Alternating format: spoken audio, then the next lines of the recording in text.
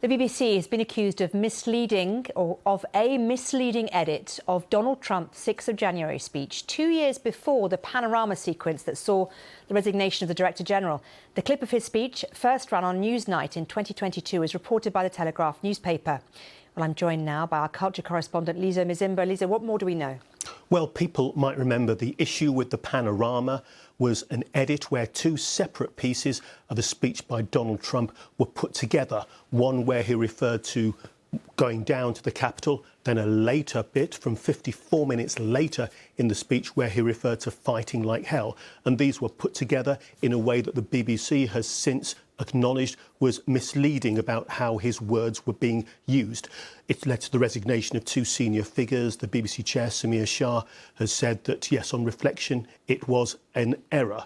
Now, this happened on Newsnight a few years before. A similar edit was made with the same speech and the same sections of the speech, not identical, but similar, where yet again, Donald Trump talked in the first part about going down to the Capitol and in the second part, fighting like hell. And these two bits were put together in a similar way to Panorama. This is different, though, to Panorama in a couple of ways. One, it was broadcast on Newsnight, then immediately afterwards, there was an interview with a gentleman called Mick Mulvaney, who's a former Chief of Staff to President Trump, and he immediately said, look, you've spliced two different bits of the speech together in a misleading way. So it was flagged up immediately after it was broadcast by a live interviewee on Newsnight. Secondly, this was brought to the attention of the Telegraph, who've been reporting this evening, by a BBC whistleblower, a former graphic designer.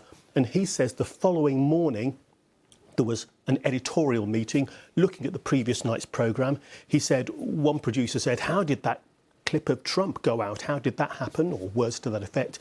And another editorial figure, he said, just brushed it off. So again, the allegation being reported by the Telegraph is that a whistleblower has told them that it was again raised and brought to people's attention, but brushed off by an editorial figure. And what's the BBC's response been? We haven't had a response from the BBC at the moment. We've asked for one, and as soon as one comes in, we will be bringing it to you. OK. Lisa, thank you very much indeed.